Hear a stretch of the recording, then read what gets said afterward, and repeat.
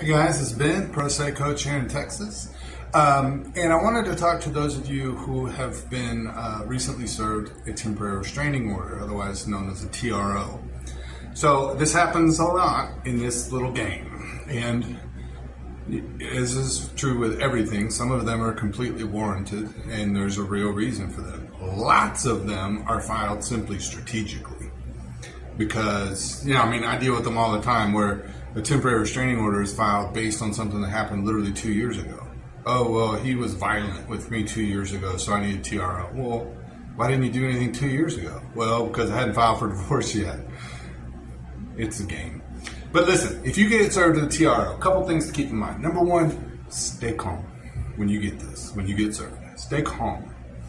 It's 14 days. That's how long TROs last. They can be extended one time. We'll talk about that in a second. But assume it's not going to go for any longer than 14 days. The hearing on the matter must be heard within 14 calendar days. Must. So just know that it's short-lived. So stay calm. People freak out when they get TROs. And I think it's just the words, restraining order. It scares people. But anyway, your option number one, you've been served a TRO. And let's make up stuff. So it alleges that you did XYZ, and that was scary or dangerous for kids or whatever. All right, so you've been alleged this. You have bona fide, irrefutable evidence showing that that's impossible. You did not do what's being alleged. Okay, option number one is a thing called a motion to dissolve. You can file a motion to dissolve against a TRO. However, here's the sucky part. You have to file it within 72 hours of being served. You got to be Johnny on the spot. I do not get a lot of motions to dissolve done because it's weird how people work. For overwhelming majority of people, they kind of walk around in a cloud for 3 days. Their head is spinning. What do I do? How do I do this? I don't even know what this means. They're freaking out.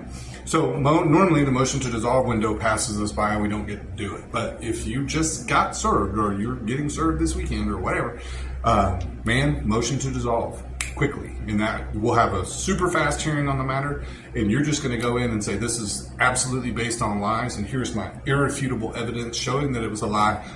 Dissolve it. Okay, that's option one. Option number two is we miss that window and then we get a hearing set. Let's say it's 10 days later. Brother, you just got a new part-time job. You have got to come in hot against this TRO. TROs are a nasty little booger because they have far-reaching effects. Because, let's say my ex alleges that, I don't know. I got into a huge fight with a girlfriend and punches were thrown and then I chased the kids down the hall and scared the hell out of everybody. Look, just making stuff up. Okay. Judge could say, okay, Ben, you're going on supervised possession for the next 6 months. So that little quickie TRO just became a 6-month adventure for us. And now we got to dig out all that crap. We got court involvement. It's going to be a while to get through this. So man, you've got to come in hot. There's way too much for me to cover in this little video about how to do this, but it's hearing prep 101, man.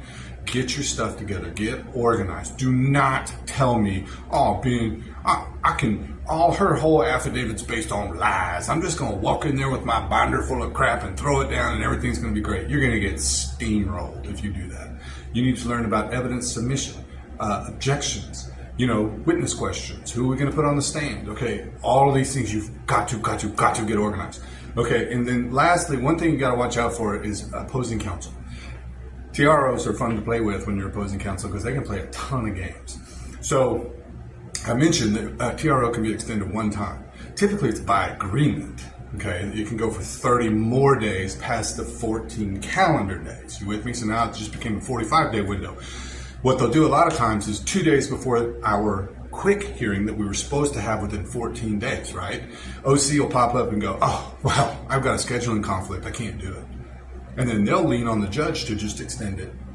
And then the next thing you know, when it comes up to the next hearing, then something new has happened and we got to extend, Judge, we need temporary orders just to hold everything together because it's going to be 2 more months till we can get to court. See, now we're dealing with a 4-month problem and you're not even getting your day in court. All I can tell you, man, is lose your mind. Be the loudest person around. I absolutely strenuously object to any sort of extension. I demand my hearing on the matter and I will settle for nothing less. This is family law. They can bypass you in a lot of ways. They bypass themselves and their own rules and regulations all the time. But all you can do is what you can do. So I don't want to go on too long. TROs. You get hit with a TRO, you call me, because we got work to do and we got to do it quick. All right. You ever want to talk to me? Pro Say Coach.